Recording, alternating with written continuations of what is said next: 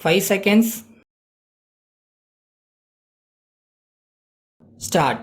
மாநில சட்டப்பேரவையில் ஓர் உறுப்பினர் பேசியதாவது: மாண்புமிகு தலைவர் அவர்களே, இந்த வரவு செலவு திட்டத்தின் பேரில் அரசுக்கு சில யோசனைகளை கூற முன் வந்திருக்கிறேன். நிலவரியை அதிகரிக்கப் போவதாக சொல்லப்பட்டிருக்கிறது.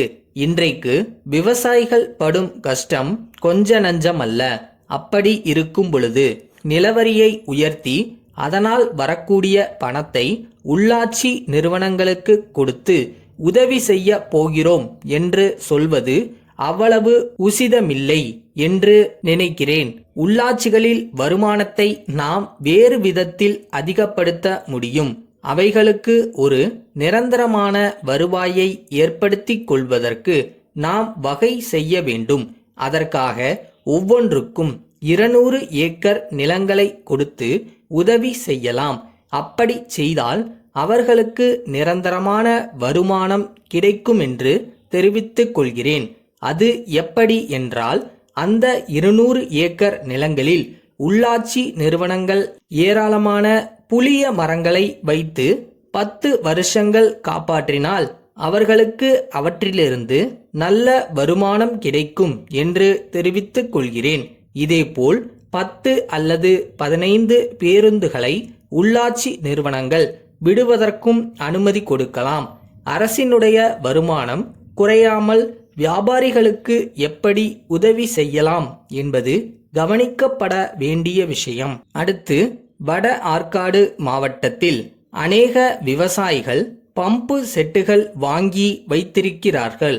தண்ணீர் இல்லாததன் காரணமாக அவற்றை உபயோகப்படுத்த முடியவில்லை. எனவே 5 வருஷ கடன் தவணை பணத்தை 10 வருஷங்களில் செலுத்த அரசு உத்தரவிட வேண்டுமென்று கேட்டுக்கொள்கிறேன். அடுத்தபடியாக, மின்சாரம் கொடுக்கும் விஷயத்தில் அரசு கொஞ்சம் அதிக கவனம் செலுத்த வேண்டும். கிணறுகளிலிருந்து மேலே தண்ணீரை கொண்டு வருவதற்கு மின்சாரம் அளிக்க வேண்டும்.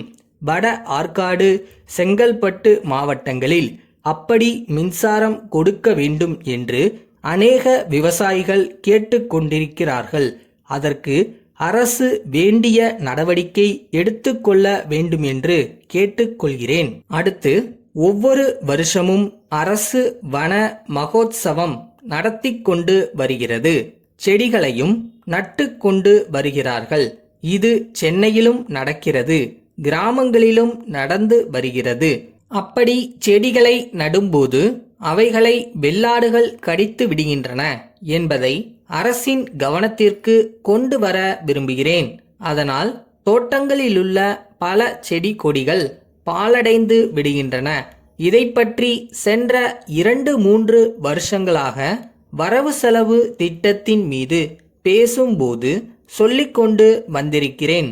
எனினும் இதுவரையில் அரசு எந்தவிதமான நடவடிக்கையும் எடுத்து கொண்டதாக தெரியவில்லை. வெள்ளாடுகள் வைத்து கொண்டிருக்கிறவர்கள் இம்மாதிரி வெள்ளாடுகளை வெளியில் விடக்கூடாது என்று உத்தரவு போட வேண்டும் என்று கேட்டுக்கொள்கிறேன். அவர்கள் அப்படி வெளியில் விட்டால் அதற்கு தக்க தண்டனை விதிப்பதாகவும் சொல்ல வேண்டுமென்று தெரிவித்துக் கொள்கிறேன். அதற்கு வேண்டிய அதிகாரத்தையும் உள்ளாட்சி அதிகாரிகளுக்கு கொடுக்க வேண்டும். வெள்ளாடுகளை வளர்ப்பவர்களுக்கு தக்க வரி விதிக்க வேண்டும். இதற்கு வேண்டிய அதிகாரத்தையும் உள்ளாட்சி அதிகாரிகளுக்கு கொடுக்க வேண்டும் என்று கேட்டுக்கொள்கிறேன். வெள்ளாடுகளை வைத்திருப்பவர்கள் அவைகளை வெளியே விடாமல் பார்த்து கொள்வதற்கு அரசு ஏற்பாடு செய்ய வேண்டுமென்று கேட்டுக்கொள்கிறேன். அப்பொழுதுதான் நாம் வைக்கும் செடிகள் நன்றாக வளரும். சென்ற வரவு செலவு திட்டத்தில் பேசும்போது கூட்டுறவுத்துறையை ஒரு தனி அமைச்சரிடம் கொடுக்க வேண்டும் என்று சொல்லியிருந்தேன். அப்பொழுதுதான் அது சரியாக நடக்கும். வருகின்ற 5 ஆண்டு திட்டத்தில் கூட்டுறவு இயக்கம் சம்பந்தமாக பல முக்கியமான வேலைகளை செய்ய போவதாக தெரிகிறது. குடிசை தொழில், இன்னும் மற்ற தொழில்கள் அதிகமாக நடத்த வேண்டி இருக்கிறது. எனவே அரசு தனியாக ஒரு அமைச்சரை போட்டு அந்த இயக்கத்திற்கு உதவ வேண்டும் என்று கேட்டுக்கொள்கிறேன். இதோடு என் உரையை முடித்துக் கொள்கிறேன்.